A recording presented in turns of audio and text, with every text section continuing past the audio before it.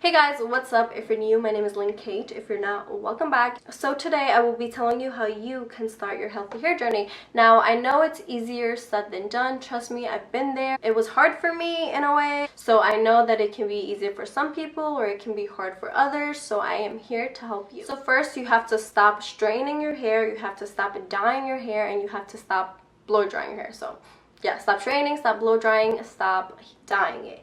Only because obviously when you dye your hair, there's a lot of chemicals that goes into it, especially if you bleach, and that can really kill your curls, or if you don't have curls because you have been bleaching your whole life or you've been straightening your hair, it's not going to help in the process. It's just going to prevent from your curls coming back. And also, heat really kills your curls, so you don't want to do that. You don't have to do this permanently. Later on, when your hair is healthy, you can definitely dye your hair again and add heat, but of course you have to deep condition before straightening your hair and deep condition after. Or when you're dyeing your hair, you can go to a specialist that knows what products to use in order to not damage your hair or to have minimal damage, minimal dryness. So that's for like later. But secondly, I wish I had this when I was transitioning because it is a lifesaver. It really helps in your journey. So I didn't have this when I was transitioning, but it really helps me now. So this is a Vanity Planet Groove Scalp Massager. I personally always use to massage my scalp with my fingers, and it's really annoying because your hands get tired and you don't want to keep massaging it. It's like boring, but this is amazing. So it comes like this, and this is really soft, so it's not going to like hurt your scalp or anything. And then you just put batteries in and you turn the button on and you just massage your scalp. Oh my goodness. Okay, anyways, so you can use this in the shower. You don't want it to get completely wet, but you can just step aside when you're shampooing and then just turn it on and massage the shampoo in. So this increases blood flow to the scalp, and it also promotes hair growth. So I really suggest you getting this. I use this a lot when I'm shampooing my hair, so I'll just go in the shower, shampoo my hair, step aside so it doesn't get completely wet, and then just massage it through. And I also use this at night when I'm watching Netflix or just relaxing. I just massage this into my scalp, and it's so good. So this goes for $40, I believe, but with my code, which will be linked down below, it's Lynn50, you will get 50% off, so it will come out to $19.99. And I really recommend you getting this because it's amazing. So thirdly, you want to get rid of most of your products if you haven't already, because I'm sure that a lot of the products that you use contain sulfates, parabens, and silicones. Now, when I first started my journey, I got rid of all my bad products, or all the products that contain parabens, silicones, and sulfates, and I invested in Diva Curl. So for years I bought Diva Curl, and it really helped in my journey. But again, I kept dying and straightening my hair, so it will get better, but then it will get worse. So that's why I do not suggest to dye your hair or straightening your hair while you're transitioning, because it really just defeats the purpose of transitioning. I know it's hard, so you might do it once in a while, but try not to. I'm telling you, try not to, because it will speed up the process. So I got rid of all the products I had that had parabens, silicones, and sulfates. I invested in Diva Curl, which are sulfate, paraben, and silicone free, and they have good ingredients as well. And that's what I used for years. Of course, now I try other products. Diva Curl is still one of my go-tos, but I love a lot of products now. But Diva Curl is the one brand that I used for a while. That was the only brand I used, and it really helped a lot in my journey.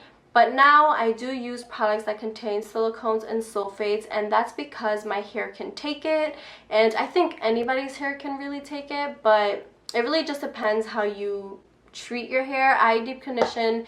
Well, I try to deep condition twice a week, but I do it once a week definitely. And I also use some products that don't contain silicones and sulfates, then I use other products that do contain them. So I feel like I balance my products out so it doesn't damage my hair. But if you're transitioning, I would suggest trying it out. Try a curly hair product that contains silicones and sulfates and see if your hair is dry, see if your hair likes it or not, see how your hair feels. If you don't like it, then use products that are free from those ingredients. But again, like I said, I use products that contain sulfates and silicones, but that's because my hair really doesn't care if I use those ingredients. So yeah, it's all up to you. Using products that didn't contain those ingredients did help in my journey, but everything's different now. You can probably take it, maybe you can, it just depends. Just try it out. Another good tip that I can give you is don't worry about your hair too much. Don't stress about it too much. Don't think that you look ugly with your damaged hair. Don't think you look ugly with curly hair in general, because that's not the case. If people are telling you that, just ignore them. I know it's easier said than done, but just ignore them. Trust me, it'll help you a lot. But that tip is really important to me, to not stress about your hair too much, even when your hair is healthy, is because you will go crazy. I don't know what number we're on, but my other tip will be to deep condition at least once or twice a week. And that is important because deep conditioners usually have stronger ingredients for your hair to get its definition back, get its moisture back, get its everything back.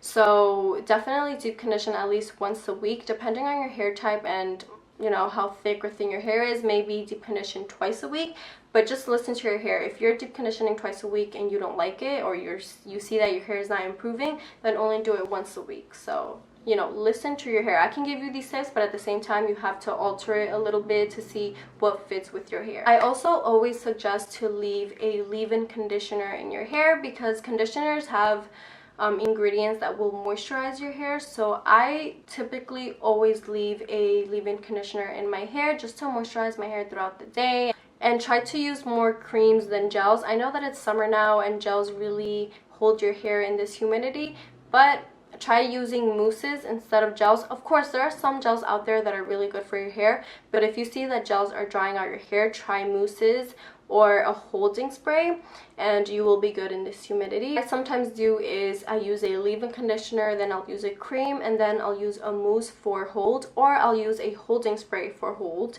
Sometimes I do use gels, but I like using creams more because my hair just looks better with creams. But I have to play around still and figure out what my hair is liking and is not liking, and that's what you have to do as well. So we're all in this together.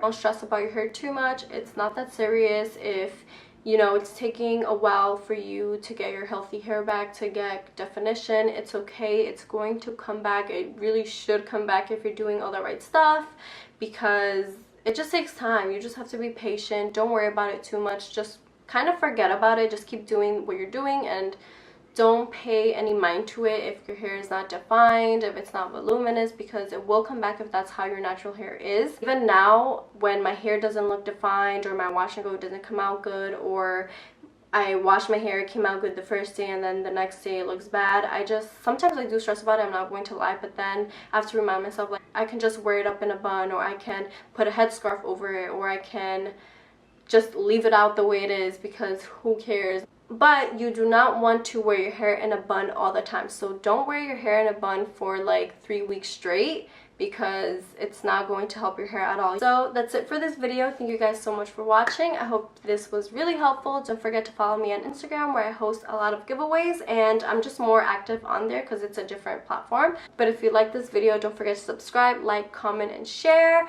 and everything will be linked down below. I love you guys.